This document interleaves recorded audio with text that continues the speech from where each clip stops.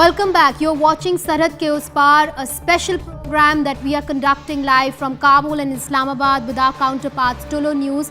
And tonight we are discussing economic cooperation between the two countries, whether we can actually carve out a new future with this economic cooperation. So coming straight to you, Mr. Salman Shah, what was said in Afghanistan was, one, that we are viewing them with the military lens. That the accusation is that the military over here owns cement factories, which we export to Afghanistan, and therefore there is that problem there.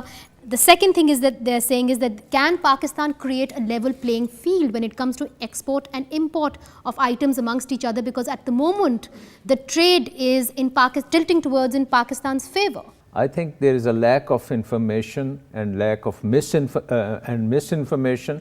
Like the friend from the university, his question, he would be surprised to know that in the cement area, the military probably owns 2 factories, which is less than 5% of the cement capacity of Pakistan.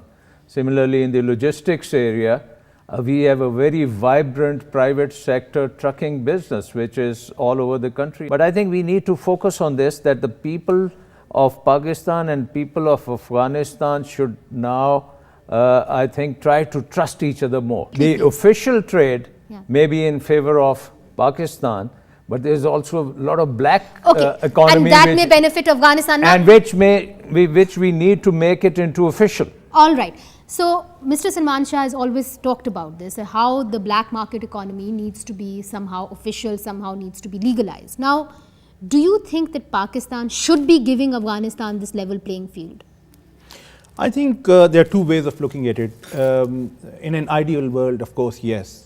But you also have to recognize, Munize, that there's a big difference in the level of development between Pakistan as a country, as a state. I don't want to unnecessarily play down the significance of Afghanistan, but in developmental terms, there's a big gap. So I think the expectations should be far more realistic on both sides.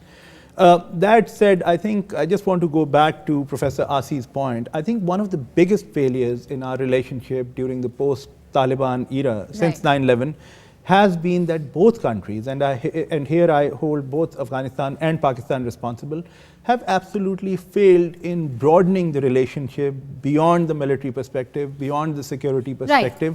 And therefore, you have a situation where the performance on both sides has been quite pathetic. So we are both to blame. To increase exports from Afghanistan into Pakistan, we need joint investment in Afghanistan in their mineral sector, so we can buy all those the minerals which we need for our steel mill, which we need in our own industry, and that can bring in lots of exports from Afghanistan into Pakistan. And Pakistan and Afghanistan are the most natural allies in this area. All right. So what you're saying is that Pakistan can benefit from the mineral resources in Afghanistan and can have a joint investment. So we have over here with us somebody who runs the transport business between Afghanistan and Pakistan. He's from Peshawar, Mr. Shahid Zaman Shinwari.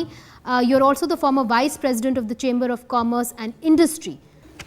मेरी सवाल जो है वो trade के लिहाज से जहाँ तक वो है, तो जो हमारी ट्रांसपोर्टेशन की जो प्रॉब्लम आ रही है वो अफ़गानिस्तान साइड पे जो है वो बिल्कुल टोटली सड़क जो है वो बिल्कुल नहीं है, और जहाँ पे सड़क नहीं होगी तो वहाँ पे ट्रांसपोर्टेशन जो है वो वक्त पे नहीं पहुँच सकेगी।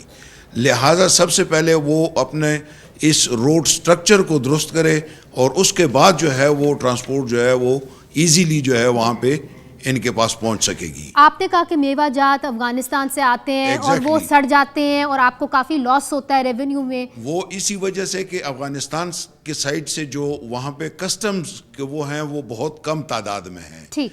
हमारी ट्रांसपोर्टेशन जो है वो बहुत बड़ी होती है, 3-3 दिन और 6-6 दिन वो वहीं पे खड़ी रहती है उस कस्टम को क्लियर करने में। लिहाजा उससे जो है ये प्रॉब्लम जो है, ये सब प्रॉब्लम जो है वो बढ़ जाती है। Thank you. I'll go to Mr. Ahadi. Sure. As far as roads are concerned, we are not discriminating against anyone. If there is a road that's not that needs repair, well, that road is also used by the Afghan truckers as well. There is no discrimination.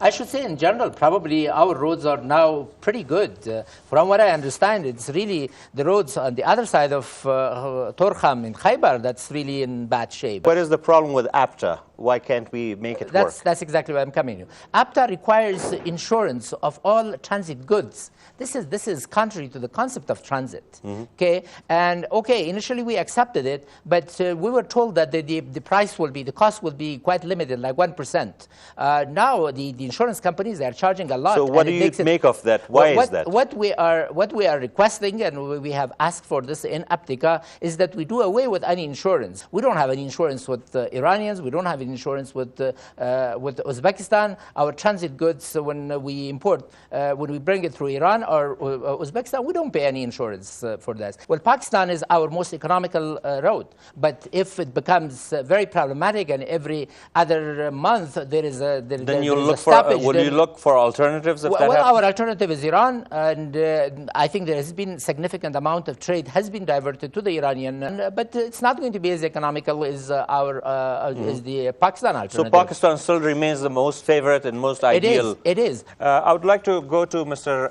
Dawood Musa and then to Dr. Fauzia. Dawood Musa is a businessman who will address and ask questions. What I wanted to say to our Pakistani friends from across the border is that in the APTA agreement, there's a clause of national treatment. That means that whatever we do in our country with regards to our own businessmen, we should do the same to yours and vice versa.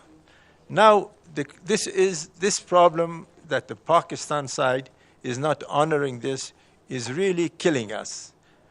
From the inspection at the Karachi port to the truck rates, to the insurance rate, to sealing, everything is different.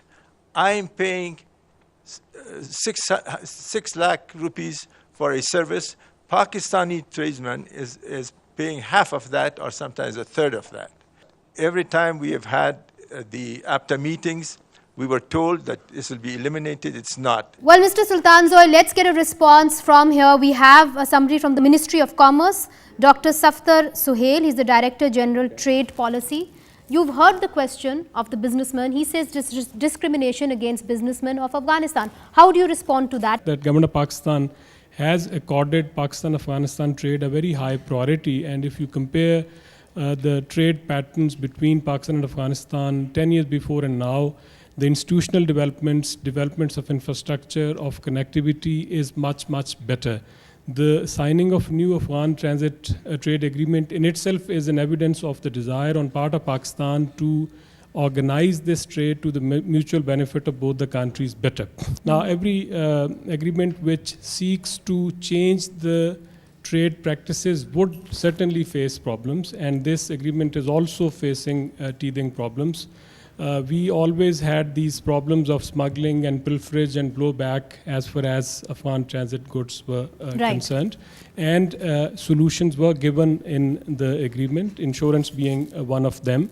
Insurance costs, I would not be able to comment right now, but well, that is an internationally practiced arrangement which is present in a lot of other areas also. But they say they don't have it with Iran, that they actually don't pay insurance. This is possible that they don't have it with Iran, but I know, for example, the transit goods going to Uganda from Kenya, they do insist on insurance guarantee. So you're following international practices? Yeah, it is a part of the international practices, but Ministry of Commerce remains engaged with the Afghan side, and we have regular meetings with them where we try to sort out these issues. I would like to inform my, my colleagues on the other side that in our recently announced Strategic Trade Policy Framework 2012-15, regional trade is the #1 priority of the Government of Pakistan, and we are establishing Pakistan Land Port Authority, particularly to manage our border points on land better. And we are also encouraging opening of LCs for trade between the two countries. LCs meaning, sir? If you can... Letter of credit. Okay.